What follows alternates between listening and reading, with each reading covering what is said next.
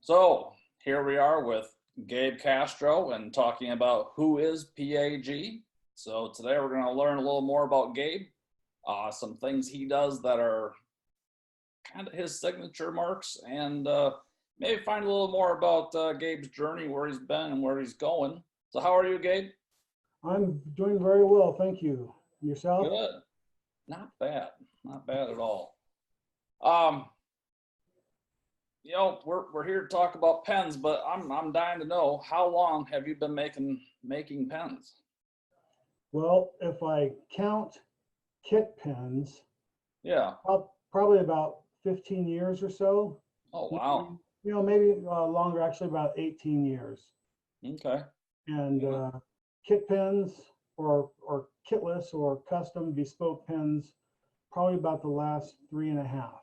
Okay. So you've had your fair share of tried and things that didn't work, experimentation. Oh, every time I get in the shop, things don't work. Yeah. I So understand.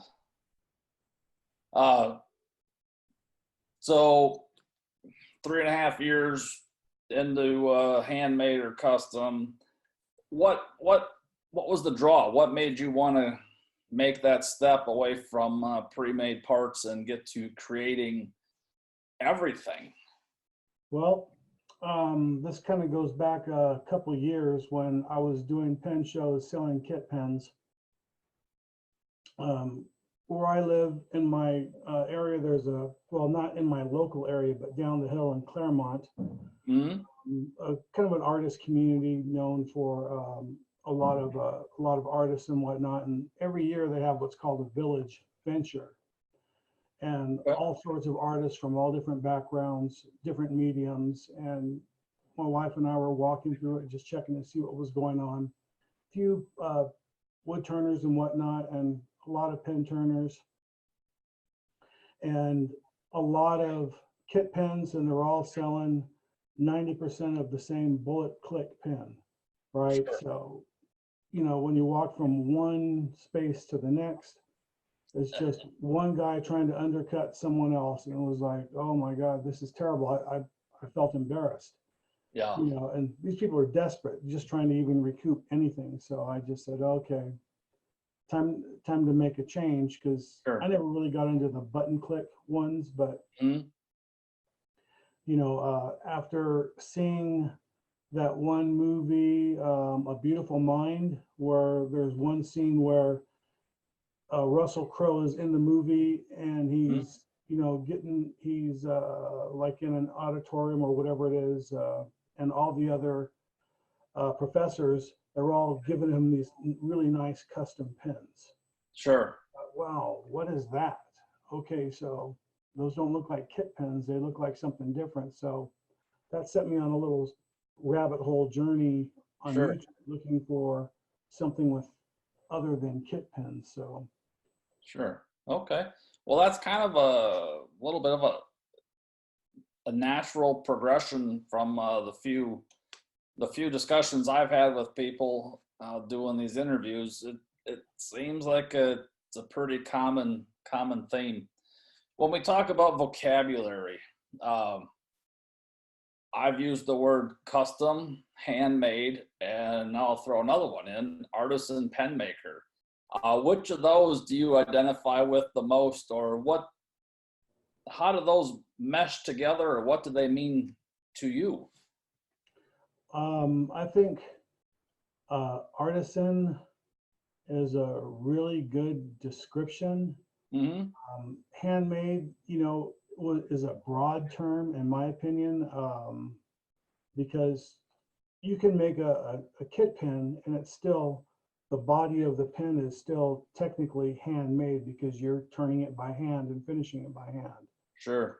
So, but if you're going custom, well, a lot of things can be customized, modified, changed. So that's kind of a loose interpretation that I don't think really fits. Yeah. Okay. Um, Artisan, a true artist, or bespoke, where each pen is completely different from the next, and Mhm. you know it's all from the artist, their mind, their vision, working off of either a drawing or just what's in their head. I think that is probably, in my opinion, what that means as far as a true artisan. As far as the Pen Artisan Guild and being a member, and we all share customers, but the question, or what I'm really trying to get at is what does seeing a PAG label or a sticker mean for an end user or someone shopping for a pen, or someone that's new to artisan pens? What should that little label or that PAG mean to them, or what could it mean? I think it's a signature of quality. That's an identifying label saying, look, this is a truly handmade, handcrafted, custom, bespoke pen, and they're only made one at a time. And it's something that could take anywhere from 40 hours to a month to make. Sure. So it's not something you're going to go find any place. So I think for the end user, that is something that, that's a really signifying mark, saying this is as good as it's going to get. And it seems as though many makers have different styles or techniques they're known for or like to make. What would you say is a style that makes you unique? I do a lot of the 50 caliber clips, or 150 caliber shell is actually 2 different clips I can get out of it. But I know a lot of people don't like it. They say it's, think it's probably too bulky or whatever, but it's, my design and I really like it. So I'm not really designing for anyone else. I only like to design for what I like. Not everyone likes it. That's fine too. Yeah, and for those maybe not familiar with your clip, Gabe cuts a clip end mounting system out of recycled 50 caliber shells. So they're solid brass. There we go. Yeah, this is my daily user, so. Yeah, it's definitely I see that. It's like it's pretty clear whose pen I'm looking at. Of all the things you've made, if you had to pick, kind of narrow down to one piece, what is your favorite piece that you have made? Probably the last one that I made. Okay. 2019 show that had it was the black ebonite with carbon fiber and steampunk. Yep. Probably the most technically challenging one, because I had to redo it several times, and that's no stranger for any of us to redo the same pen so many times. So it looks so simple, but there's nothing simple about them. Sadly, that does happen. Yeah. Is there anything else that we've skipped over or maybe not spent enough time on that you'd like people in the pen community to know about Gabe Castro and what you do? Well, let's see. I have a YouTube channel, but where I produce or make my own videos for bespoke pens. A lot of kit pens on there, but mainly I just focus on the others.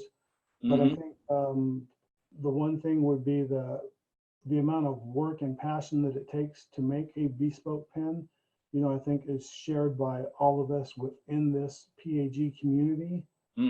Is something that really needs to be. We're just not a bunch of old guys out there just turning pens just to turn pens. We're doing something we love. Right. And it's something that we're putting a lot of time and effort into. We're sharing information freely, for the benefit of others, not having to potentially make the same mistakes we've made. Not necessarily we're not trying to benefit ourselves by putting all this information out there, trying to say, hey, look how great we are. But we're passing that information on, sort of like when you're passing on an inheritance to a family member. When a family member receives an inheritance, their life begins where your life left off. So we're passing that information on, like we're willing it to the next person so that they can inherit our information that we've learned, and Yeah. we're passing it on to them so that they can take their skills to the next level. You know, that's sort of where I see the PAG coming into play for us. And I find it rewarding when you see a new member that maybe you're not the most fond of their style, but after a few months or 6 months, it's like, oh, the light bulb comes on and they're a complete 180, or just the changes they go through and learning is amazing. Right. So that's what it's about. So if you have nothing else to add, that will bring to a close this little installment of Who is PAG. So thank you all for joining us. We've had a pleasure talking with Gabe and learning a little bit more about him. Thanks for watching, and please check back. There will be more interviews with more guild members coming up in the near future.